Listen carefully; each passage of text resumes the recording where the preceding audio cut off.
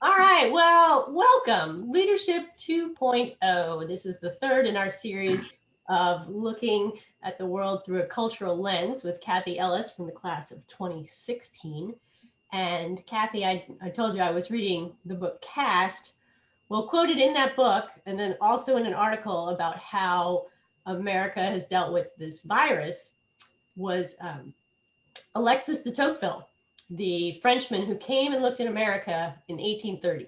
And Right. when he did that, and I read that book, and it's amazing because this is almost 200 years later, and that he sees the America we have. And that tells you how ingrained an American ethos is. And I feel that your past two programs, Kathy, have really pointed that out in a way that, I just don't think about it. But that reminded me, seeing his name a couple of times, that it's really out there. So with Yeah, that, thank you for including that. Yeah, and it's not until we leave our national culture, we go to other countries, then we realize what it is to be American. What's a part of those characteristics. So yeah, well done. yeah, okay, so I'm turning it over to you. Oh, okay, thank you. So welcome everybody. And as people come on in, as Catherine pointed out, it's not necessary to attend part 1, part 2 in order to get part 3. But basically what we're going to be doing is using our cultural lens as a way to see things in a closer way. And sometimes the lens might need not only one, but maybe divided up into 3. So there's crossovers. Not everything fits neatly. And so this is just some other considerations when examining different cultures. So I really appreciate you attending. And how this started was actually through a couple of years ago. I felt like in Sandy Springs, and I've been in the international education field for over 40 years.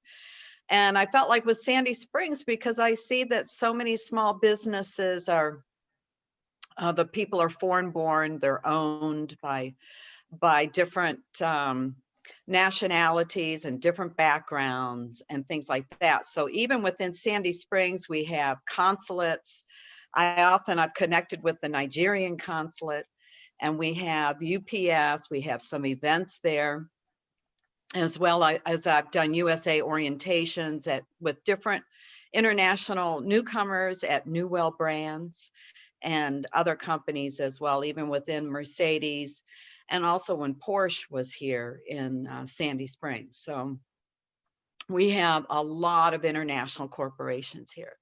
So culture is not only through the national, although that's what I work with mostly, is national cultures, but also when we define cultures, it's like a group of people with shared ideas. And so we can say the southeast part of the United States is a culture, Northeast. New York City is a culture. Atlanta is a culture. Even within our companies, we have company cultures. Even if we have the same companies, but maybe the culture here in Atlanta is different than the culture in Chicago, so forth. So be thinking about that as we go through. And also be thinking about the question of your cultural journey, whatever that may be. So we're going to be thinking about that as we go through some of this content. My own cultural journey, in short, was that I was born in a very small town, very isolated, and through a series of events, the doors just opened up. And I'm also a very curious person. And so they just opened up, and I ended up living in about 6 countries. And I include Texas in that as well. So I lived there, and then also learning 2 languages and working with people from all over the world. So a combination of that. So today's agenda is we're going to look at what I call different lens. And the previous times we looked at directness, indirectness, collective, individualistic, and so forth. So now we're going to look at, excuse me, the lens that we're going to be looking at is formality. Thank you, Catherine. Yeah, absolutely. I always, very jokingly about Texas, I always say that I lived 4 years in Texas. But we're going to look at formality and informality, which is a big piece when we're looking at different cultures. Fluidity and control, this is about time. How do we look at time? And then status and balance. This is less of a cultural lens, these three components, but it is very much part of when we're looking closer at cultures. So nonverbals, physical space, silence. All of that varies from person to person, of course, but also it's very culturally driven. So remember that a lot of these values, and we'll end up, sorry, I'm jumping ahead of time. We'll end up also with some questions towards the end and some discussion. So in the next slide, Catherine, thank you so much. We're going to be looking at the values and the beliefs because that's what drives the behaviors. And so again, we have the cultural iceberg. And as you know, most of the iceberg is under the water. And those are things that are very indirect, that are a little bit harder to see. And so sometimes we do need a magnifying glass in order to see it closer. And then above the water is things we can see. It could be the person's dress, the skin tone, the music, the food, and so forth. That's a little bit more direct. So in the end, culture is very, very complex. And so we're going to put some structures to it and see if it makes any sense to you. All right, so we'll go to the next slide and we're going to go right into, these are the different lenses that we had, for example. And the ones with stars are ones that we did in the previous Lunch and Learns, and the ones that we're going to do today have the arrows. The one I'm not going to do for today is internal and external control because of the time. So we'll go to the next slide. All right, and here's the lens of formality and informality. And so I'm just going to put on my special glasses here in order to examine the idea of, gosh, what are some components of formality and informality, so forth. So we have a continuum. Not everything fits in a box. So the components of formality would be that there's expected behavior and then there's roles that are very clearly defined. There's a lot of protocol. So I can remember in the previous Lunch and Learn, somebody had traveled to India and they noticed as soon as they got off the plane, the amount of protocol. And that also goes into the hospitality. It goes into collective behaviors, group behaviors. So we also have certain kind of etiquette provides structure, and etiquette of hosting someone in your home, an etiquette of picking somebody up at the airport, etiquette at the table when we eat, and so forth. And it's much more clear, the expectations of formality. As mentioned, defined structures. You're going to use titles. So for example, I have classrooms and I also teach English as a second language. And often when I have Spanish speakers, speakers probably from India or Pakistan, they will address me as teacher, not my name. They'll say profesora or profe for short, but it's always by the title, not by the name. I remember having a colleague and her from East, I think Czech, she was Czech Republic.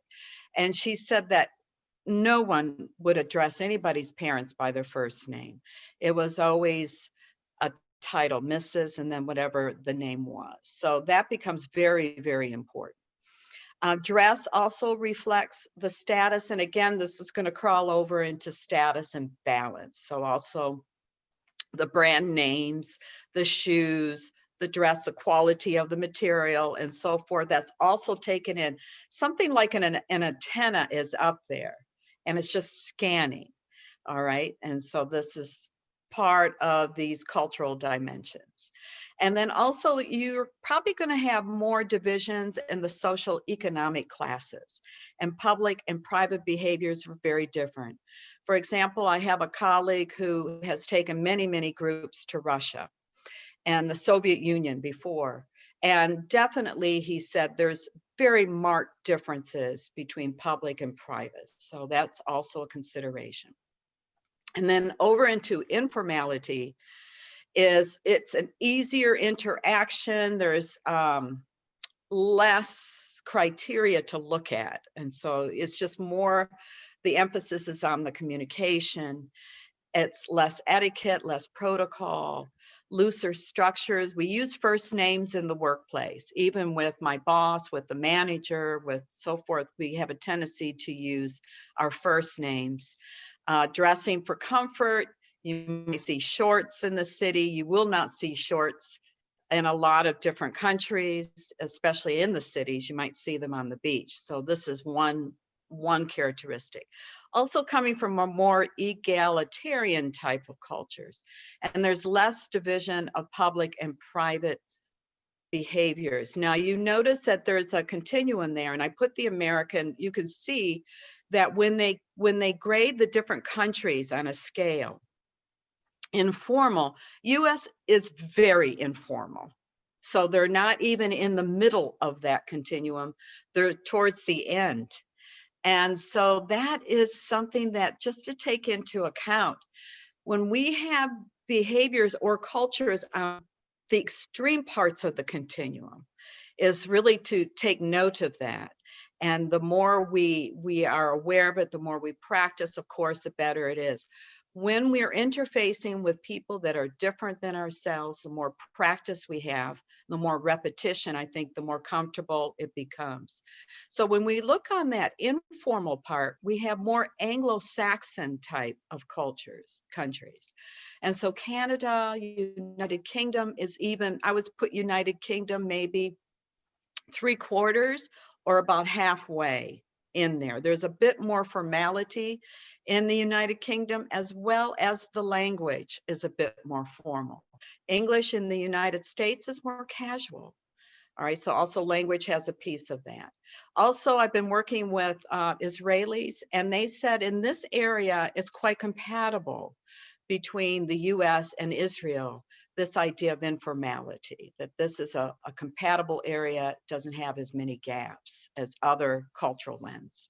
So if we look at the opposite, like formal, definitely Latin America, African countries are going to have more formality, more protocol, and then most of Europe. Now there's bits and pieces of this. It doesn't mean that all of these pieces, all of the criteria here fits in with the formality, and they might just borrow some pieces of the characteristics of that group.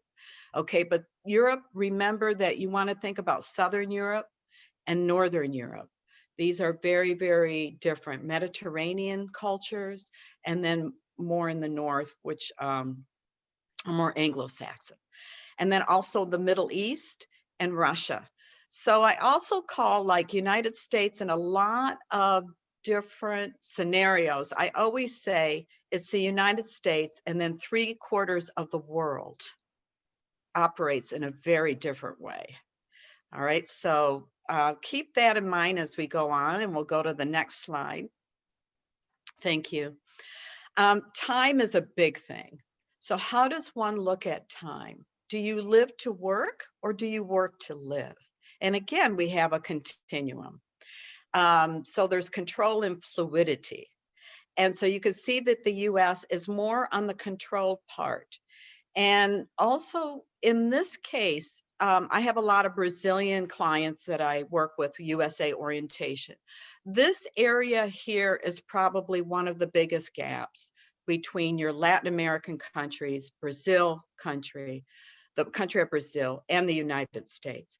It's this lack of what they perceived as a lack of flexibility. And so this kind of comes up during this time. So what are the characteristics of more controlled type of cultural lens? One is time is money. It can be measured, saved, and managed. Now, also this is true in the business culture, is that time is money. No matter where we go in the world, we have a business culture. Plans are treated as fixed. Planning is linear. So in the last Lunch and Learn, we talked about linear and nonlinear, and then the different degrees in between. And in the US, it's very linear, A to B, all right? Whereas we might have like what looks like a thunderbolt going from A to B, or it might be kind of a circular motion going from A to B, all right? And the language component built into that. So also, and so I can give you an example of this. It was a Northern European country. I was there visiting. I was visiting a family, and the member of the family, he just couldn't see me because he already wrote in his agenda. His agenda was already planned, and he just couldn't see the way to move that, even though I was there for a limited amount of time. So that is also characteristic. Now, all of this doesn't mean it's bad or good. It just is. All right. So being punctual is super important. In fact, if you want to put in the chat box, how late is late? So let's say in the social, you're having a dinner. Of course, we're under the umbrella of pandemic, but you're having a dinner. How late is late? Go ahead and put something in the chat box. What would be the time that you could move around in there where it's not too late?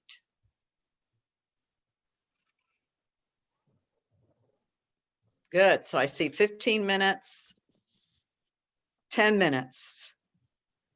So if we get invited to Scotty's house, we need to make sure 5 minutes, Carolyn says. Okay, very good.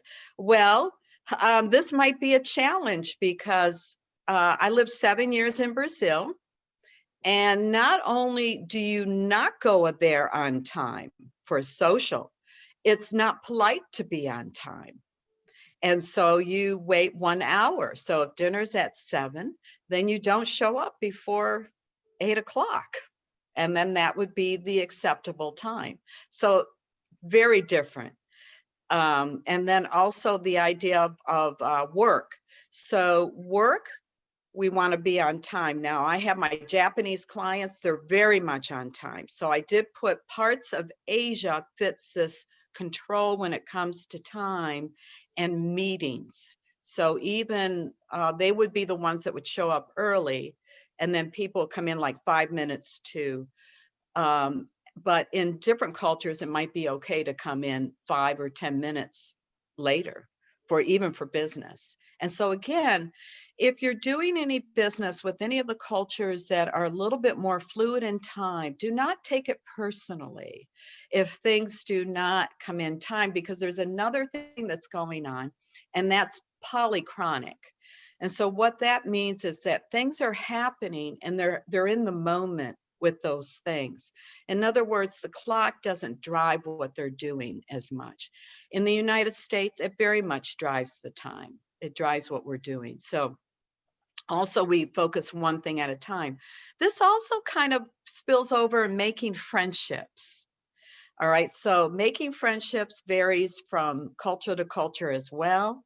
And in the US, we have a tendency to have friends and compartmentalized. And what do I mean by that? We might have friends like Leadership Sandy Spring friends. We might have friends playing tennis, but we don't see them for any other event. We might have friends for wine tasting, but not any other events.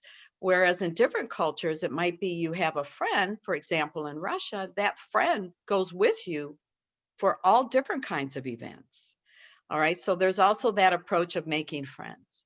So going over in the fluidity side is time is uncontrollable, is subject to other factors.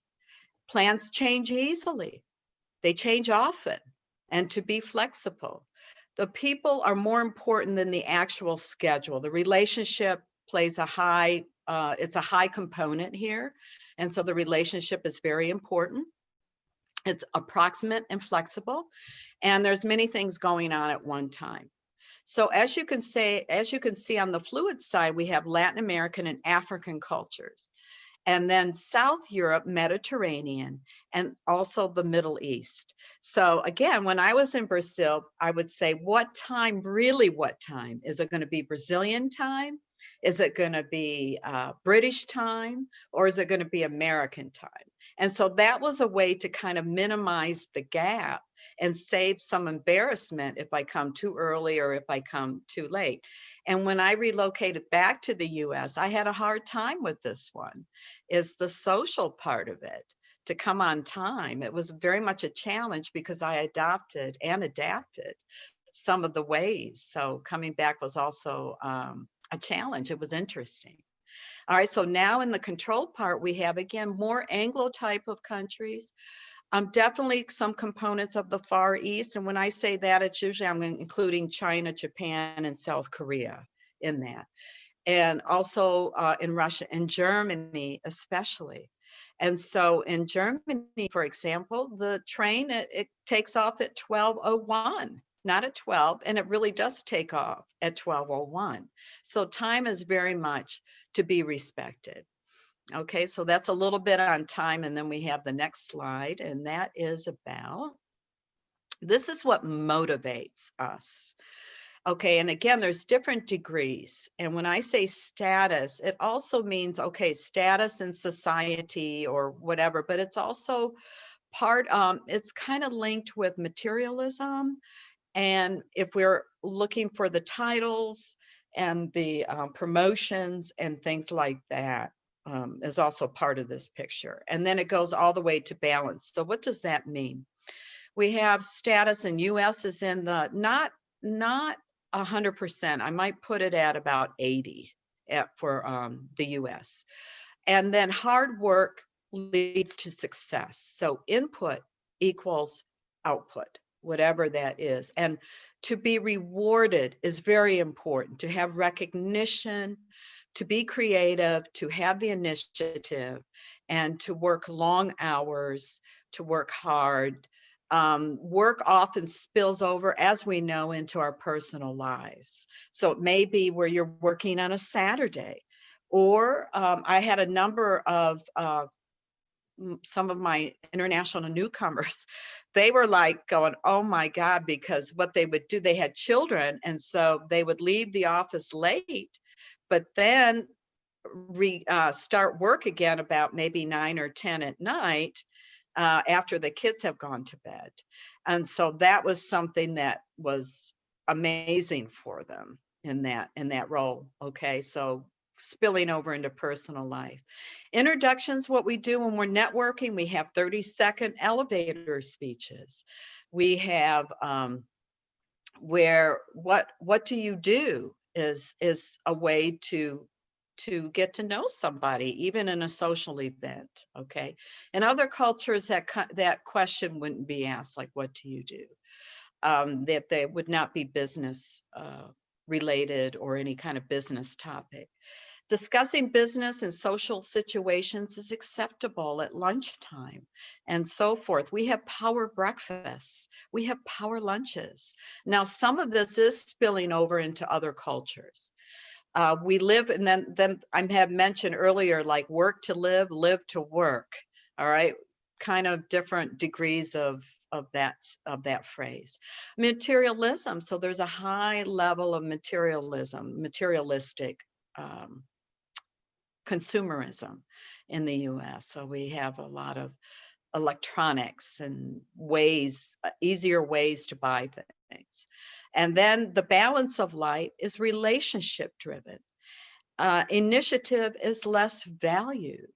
There's a work-life balance. Introductions often include education, family, or other personal facts. You would never discuss business at social events. Work to live, and also the family. So a lot of times if you say, well, can we get together like Saturday, in order to finish, like, let's say a team project, because this spills over in when you have international teams. So we need to look at this piece very much so, as far as what would be the expectations and getting the work done. What does it look like? So if you say, okay, Saturday, can we get together? No, I'm with my family. This is a sacred time. And so it's just that, kind of keep that in mind if you're working with somebody from different national cultures. So you can also see the country, like on the left, I would put, again, China and Japan and South Korea, very much hard, long hours, hard workers. Perhaps less on the material things and more on the status, on the title is very, very important. And then in the balance, again, we have the fluidity, as you recall from the last slide, the fluidity of time. And so we have Latin American, African countries, most of Europe, and then parts of Asia might go into this. And again, there's variations. So I always look at that. Remember, when you're looking in these cultural lens, something to think about is the climate. And so if you've noticed, the pattern is that you have a warm climate culture and you have colder climate cultures. And then that also plays a role in some of the behaviors that we see. So for example, some African cultures, warm climate. So you have more of a sense of fluidity, a sense of balance, for example. Okay, let's go to the next slide. Thank you. Okay, I put this in. This is very important. You know, they say that the nonverbals or the body language is like a 65% of the communication. And so these are some of the characteristics included with the nonverbals. And again, nonverbals vary from culture to culture. I put eyes in here because with my quiet cultures, my introverted cultures, Japan or South Korea in that case, until they get to know me and I get to know them, I'm very much looking at trying to pick up on the language from the eyes, from the face, because there's much more silence. We're going to go into silence as well. So there's other things to give me cues. And you can see in the upper left-hand corner, we have the body language. So even with that, you know, what are these four men saying? We can tell perhaps, or be relatively on track by looking at the posture of the language. We also have, there's a picture below the eyes, and we can see that there's some kind of a disagreement going on, or the man feels perhaps embarrassed, or he forgot something. And then we also have gestures. So that's also another thing to be very careful, especially with the okay sign and with the thumbs up. The middle finger, believe it or not, is a little bit more universal. So again, with the gestures, we want to make sure this in Brazil is not a good sign at all. And I was told in Australia that you don't do that. Okay, so there's certain kinds of gestures to be very, very careful with. And yeah, just to be aware of that. So if we go through the list, the amount of body movement, I know that I'm an expressive person. And I know when I'm more with your warmer cultures, your warmer climates, I can use more body language, more facial expressions. And when I'm with more kind of the stillness of the face, and then I'll try to minimize it as that. Eye contact, direct and indirect. Staring is a cultural item too. Is it okay to stare at people? In the US, in general, we're taught that staring is not polite. All right, when can you stare? When can you not stare? All right, so that's also a cultural, and I've had some experiences with that. Gestures, be very careful. How do you count numbers? You know, if you have to count on your hands, how do you count numbers? Well, my Asian, they go one. They'll count it like that, starting like this, and I can't get my one finger up, but they'll do it. So number counting is also, head nodding is also another one.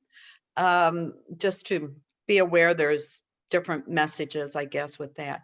Also the sounds, and this includes laughter. We also have sounds that we make. Oh yes, to be aware of those sounds. There's a sound in Brazil that they make. It's okay. It's a polite way of saying no. And then there's another sound that some of my Japanese clients might make when they're not sure of something, and they go. So there's different sounds attached to that as well. We also have the proxemics, and that is doing with personal, social, public, and private. It's covered up by the picture. All right, so that's the physical space, and we're going to spend a little bit more time on that. Also, the element of touch. Touch is really important. So how much touching, you know, here in the US, especially with the workplace, we have the sexual harassment going on, and in different workspaces in different countries, how is the touching on the shoulder, linking arms, patting, you know, in Thailand, you don't pat children this way. Here, it's okay to pat children here, but you don't want to do that in certain countries. So that's also very good to know. In the US, we also have the idea of physical space, and it's always arm's length. It's a comfortable space. And also, which is in the next slide that we'll do, but that also is communication, is in the physical space. And appearance is another one, posture and body movement. We also have paralanguage. How loud does one speak? I had a group of Russian speakers, and I thought they were always mad at each other. The body language, the level of the tone, the voice tone. And it really intimidated me in the beginning. And then when I understood, I began to go, oh, okay, that's just a normal way of interacting. And then also with Arabic speakers. So when you have a lot of Arabic, there's, you know, there's this yelling and this, and they're not mad, they're just talking. And it's the way that, so being aware of the speed, the loudness, inflection, and so forth is also important. And then in the end, I had some clients say, I'm just going to keep my hands to myself and just wait for people to tell me where to go and what to do, you know, because there's all these little things to be aware of. So we'll go to the next slide. Thanks, Kev. And that's the physical space. Now I'm going to spend some time on here because it is a big issue here in the US, is the physical space. And so in this, again, is the arm's length.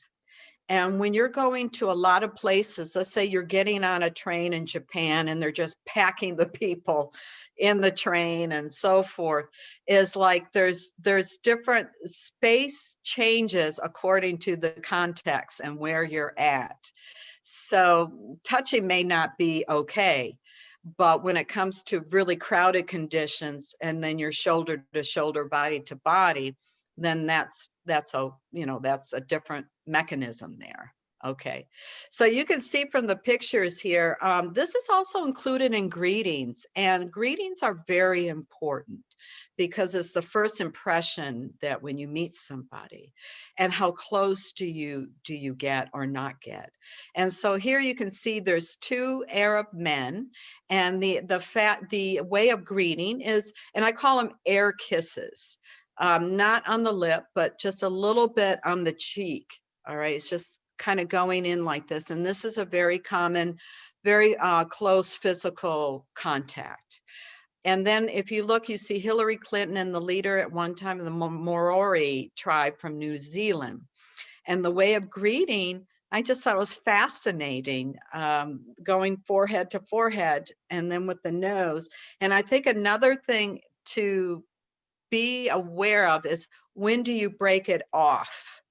So I would let that other person let you know, when is it that you stop shaking hands? When is it that you with the greeting, when do you cool it off, I guess is one way of saying.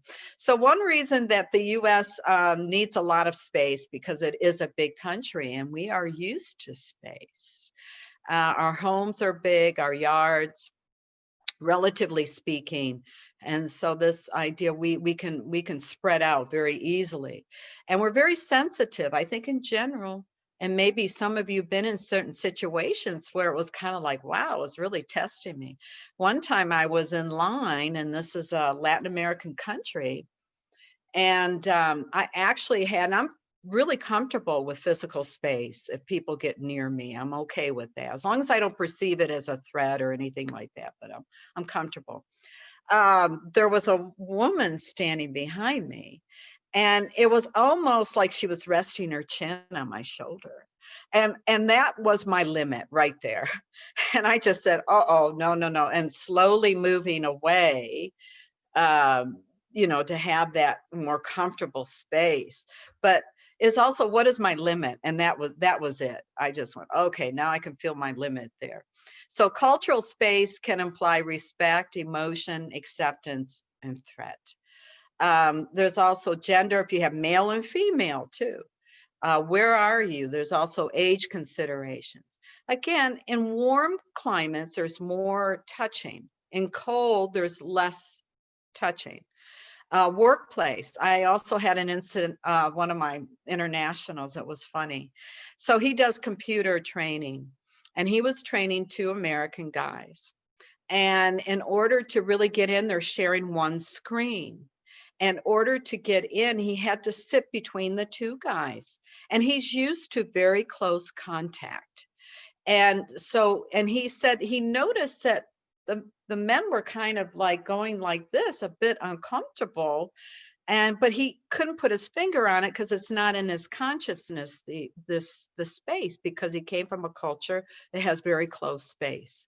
And so he got some feedback after that training from the other 2 men that it was simply too close. So the next time is to provide 3 computers so people are more comfortable in the training and in the space. This is a little bit about greetings, the hands together, the forehead, the bow, the hug, kiss, and shaking hands. Shaking hands, when in doubt, the safest way is to shake hands. Many countries are adopting that tradition of shaking hands. All right, we're going to go to silence. Go on the next. This is a big one because it's fickle. Silence is very, very fickle.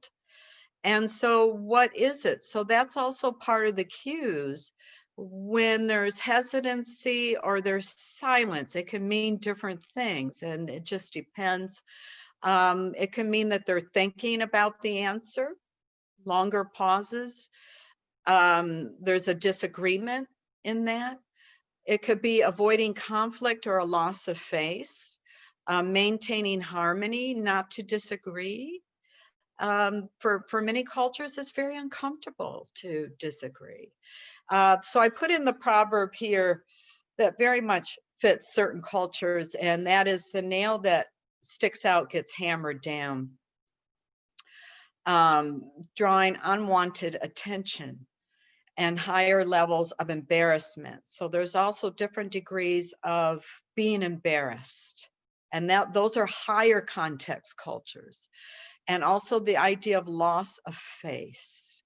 And so is to be aware of that, principally when you are more with the Asian cultures, is to be aware of that. Language ability may require more time to put thoughts into words. If English is their second language, then it might be that they need more time to put those thoughts. They're not quite sure how to form those thoughts. It could be a sign of respect. I put here used as a weapon. This is in negotiations.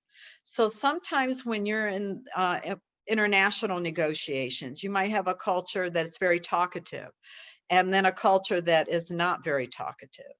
And so what they do, the silent culture may use that for the silence in order for the talkative culture to fill in the gaps and then give more information. All right, so that's also part of it too. When silence is not golden, I always tell my international newcomers, you always have to speak at meetings. When you're at a meeting and you're there, you either need to ask a question. You don't speak for the sake of speaking, but you need to really put in an idea, ask a question, whatever that case may be, to really encourage that. So that's a big one. Personality, the silence may be with the personality, like if I'm more introverted. The gender, in a lot of cases, a lot of cultures, the female gender is to hold her silence. And then that's culturally based as well. Whenever you're in the situation, it might be good to get on one-on-one or small groups. And also there's more trust building that is needed. So when there's a level of comfort and they get used to you, then there would be a little bit less hesitancy and more outgoing, I think. And there's silence is just unknown. Sometimes we just don't know. Okay, so we're going to go to the next slide. Thank you. So let me see, we've got 7 participants, so that means 5, right? If we want, Catherine included, what I thought we could do here is take the question and then take any question you would like. We have the first one: what doubts, comments, or questions do you have on an intercultural communication, the iceberg or the cultural lens? And number 2 is, what do you feel is the next step to further intercultural communication and competency skills for you, Leadership Sandy Springs, at work, or City Springs community, or wherever that you live? How can intercultural communication competency unfold inherent biases, widen diversity, inclusion, and equity? And then number 4, what topics would you like to see in 2021 related to intercultural communication competency? Number 5, what would you like to see in Sandy Springs as far as engaging in differences and building an accepting, diverse international communities? So I'm going to ask each one of you to pick a question. And whenever you're ready, if you don't mind, unmute yourself. I think it might work better if we are, if you unmute versus the chat room, but whatever is comfortable for you.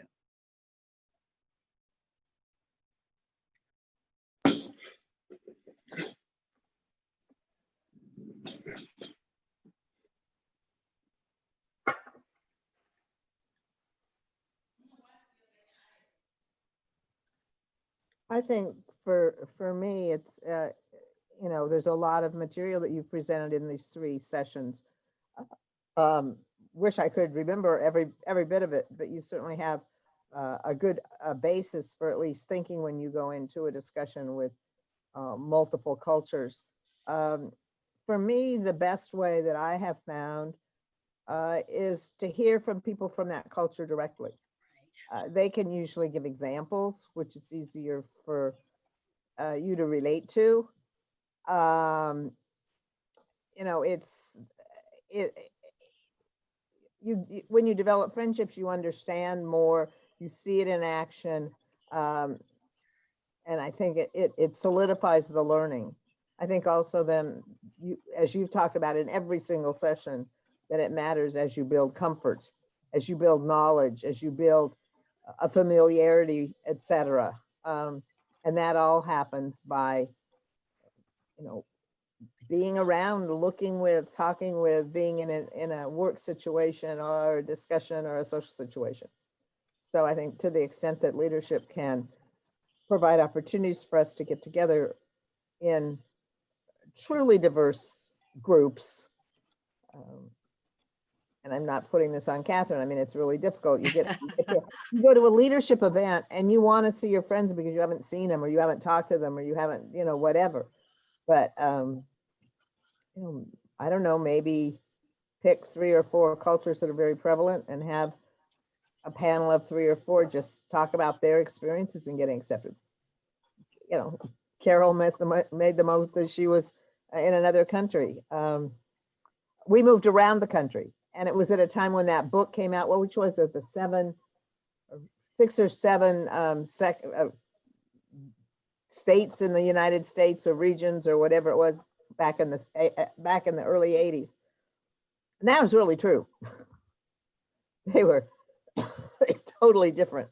And my friends from California would, you know, say, well, what's it really like there? I said, you wouldn't believe it. Yeah, well put, because even obviously US is such a large country and we have such vast regional differences that one can feel it when they move, you know, from California, Los Angeles to Atlanta, the huge differences, and vice versa. And Andy, well done. I really like, go ahead. No, I was going to say the same thing. I don't mean to just limit it to the States, because I think internationally, we've got so many internationals now that it applies.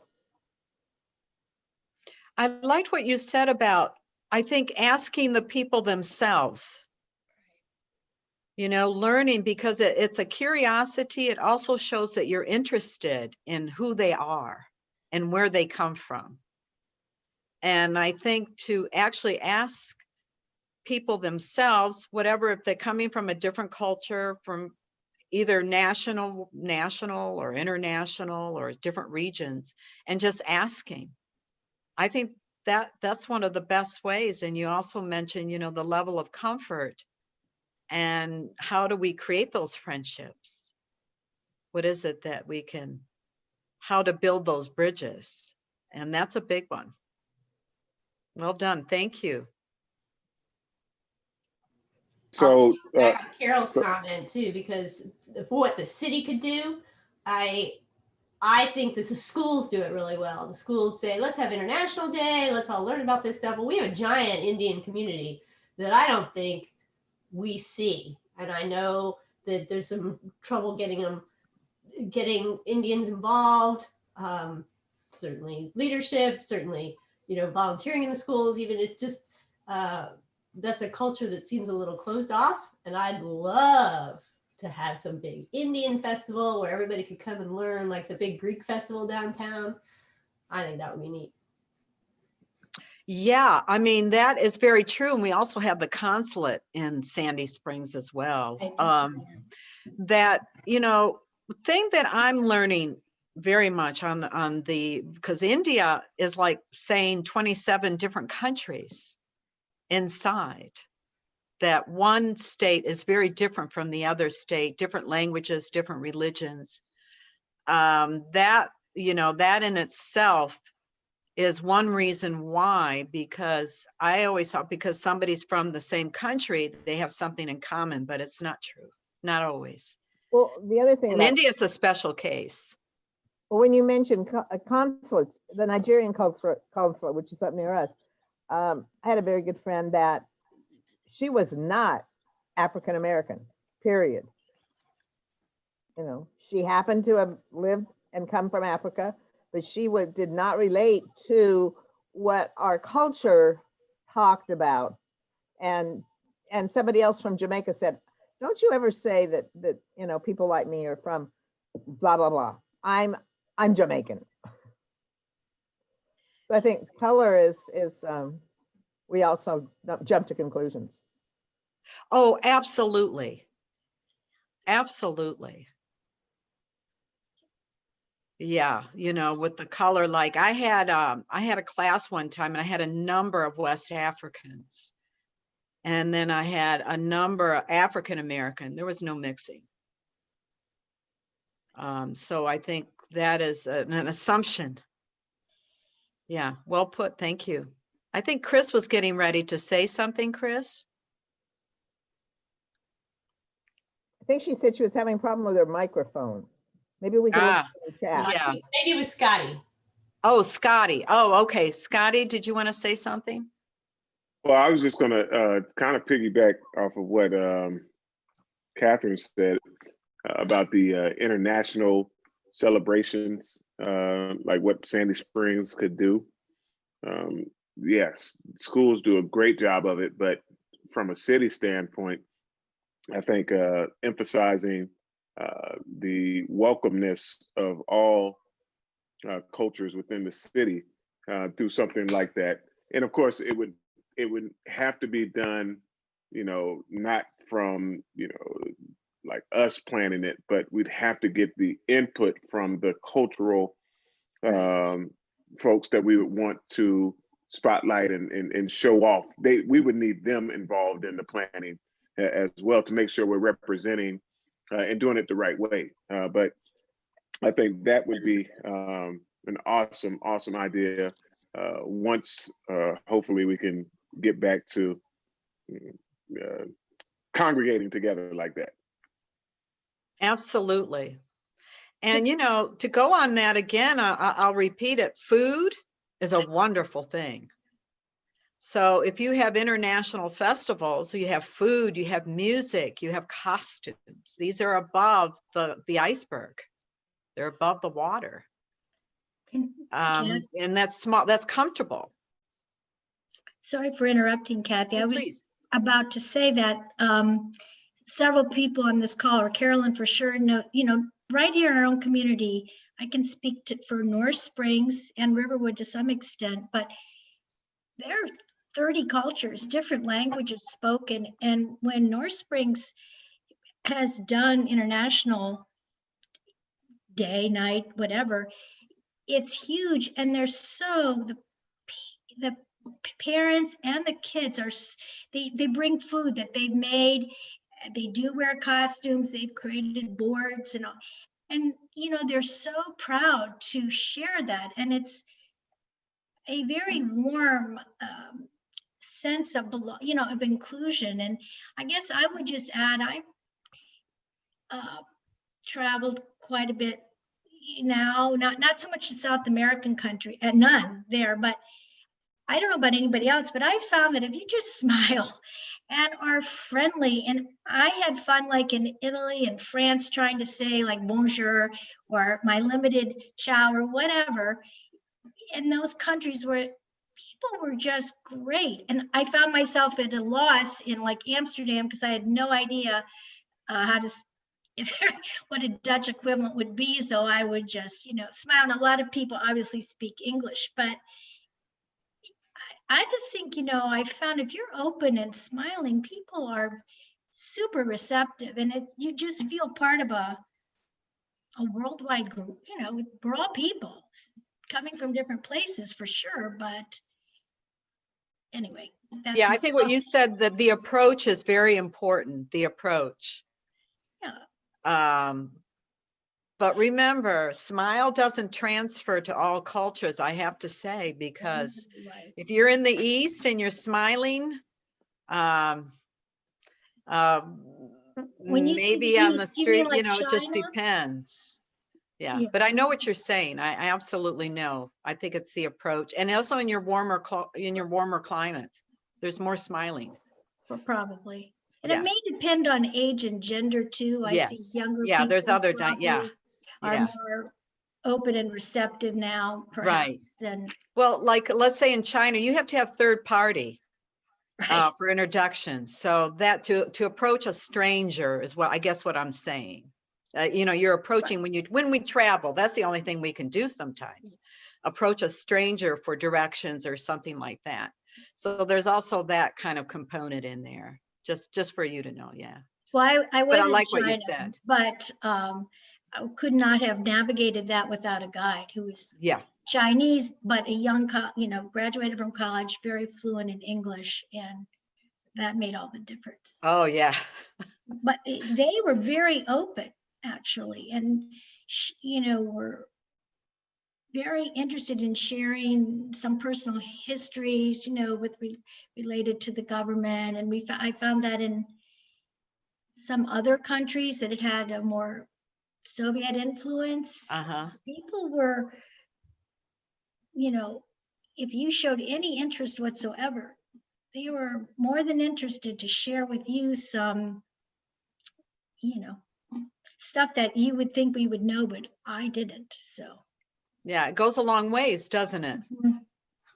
When we show that we're interested. Absolutely. Are there any others that would like to say something? I saw some things in the chat box. Is there anybody else who would like to add in? Maybe. You know, one thing I'm sorry. Sorry, Kelly. No, go ahead, Scotty. Oh, well, what I was just going to say is one thing I think is important also is making sure that we do emphasize the cultural differences here in the United States from various areas, because Atlanta is starting to become, well, not started. Atlanta is a melting pot for, you know, people from across the country coming here now because of, you know, various reasons. It's cost of living, tech opportunities, things of that nature. And we can run into a lot of situations where just what they do in California, which is where I'm from, making the adjustment to Atlanta can be quite difficult if there's not an understanding of like just the differences and the nuances out west versus out here in the South.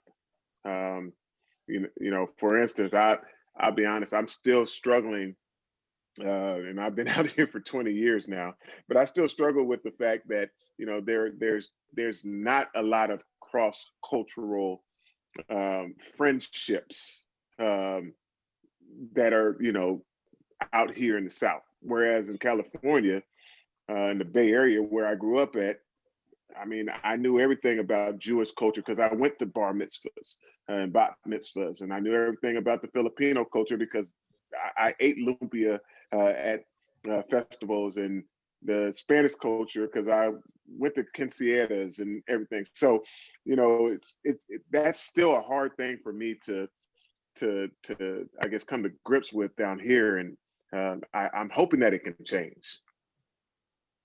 Well put. Yes, yes. Yeah, good example, because it was part of your everyday landscape. Right. You know, it was every day. It was something that we socialized and we grew up, and that's what we were used to. And then if we go to different parts, yeah, that's a very good example. Even though we have a lot of different nationalities here in Atlanta, it doesn't mean that we have cross-cultural friendships. Right. It doesn't mean we are connected. I think we're getting even less so, unfortunately. Oh, really? Why do you say that? Because I think people are going, well, COVID aside. Yeah. But you know, I see even in this school situation, I just don't see. I see more division. I see more groups just sort of, for whatever reason. I know Scotty and I have talked before because I'm from California and I had the same experience when I came here. Still do. But I think that leadership's doing some great things. I think that our city may be able to be a leader in that, but you see it has to be, there has to be opportunities. I see even in the programming at the city center, they want to do things that appeal to every culture, but I'd like to see there be more cross culture where it's not just a Hispanic day, but it's a lot of different cultures coming together. Yeah. You know, when I think about it, Georgia State, what is their performing arts center? They're way more, have much more international artists and cultural, I forget what it's called. But you're right, we don't see that here. Well, You know, but you know, but I moved here from California 20 some years ago. I was actually born in California. And I don't know, it's been a long time. Just at that time, you know, people were certainly into fitness and more progressive thinking, I would say, than I found here. But over time, I don't know. I get you have a wider exposure, maybe you're right. It also probably depended upon where you lived, Carol. Well, I lived in, If you in the Los Angeles area. It's how we grew up. Well, right? The socialization and how one grows up. Well, okay, but I moved from Michigan, previously having lived in the Cleveland area, and you find a lot of, and I work for the Stouffer Corporation, they're restaurants, and they started out because they employed many women, for the most part, from ethnic countries, a lot of them like Slavic countries, Poles, Italians that, I mean, they're neighborhoods that you don't find. I can tell you, like my last name, there aren't many, Polish last names in this part of the country. Right. And, I don't know. I'm just. Yeah. And I think this is all very good. People don't even know what's outside there. If you can live and go to school and work and be pretty oblivious to people who may appear different from you, because you just really don't interact with them. Yeah. Here in Sandy Springs. I think I just saw the time, and I have a few more slides. It won't take very long. And then I'm just aware of everybody's time. And thank you everyone for inputting. I think also this conversation, we can continue it Right. in different ways. I think, it's just the begin. It's really hard to stop something now that it's really, how's the word, stimulating, and to really go into this. I think it would be well worth the time and effort. So just to wrap it up is Catherine's going to go through the enter buttons, but I want to leave you with this. And they're simple thoughts, but they're profound. Thank you, Chris. Recognize your own cultural values and biases, your inherent biases. We all have them. And it's to really sit with it and recognize it. And then appreciate others that have different values. And I want to go beyond that for the next one, is to embrace it, is to, like a magnet, be attracted to it. Understand why. Understanding is a huge piece. We don't necessarily have to accept it, but to embrace it is very important. Thank you, Scotty. Learn the cultural model, these different cultural lenses, as a way of kind of looking at things in a closer way, perhaps, or there's other components as well. And then the next one, you can learn different cultures. There was somebody that said, ask questions about their culture. All questions are good because your intention is good. Develop strategies to adjust to cultural signals. We may have to do some modifications according to the signals that we receive. Be open to continuous learning. It's not leaning, learning, and capitalize on culture and diversity. So I want to leave you with this, and then the next slide, and then the next one. To go back, wishing everybody a wonderful holiday. Let's just have a final thank you, Kathy. Very much appreciate what you've imparted to us in these 3 sessions. It's been excellent.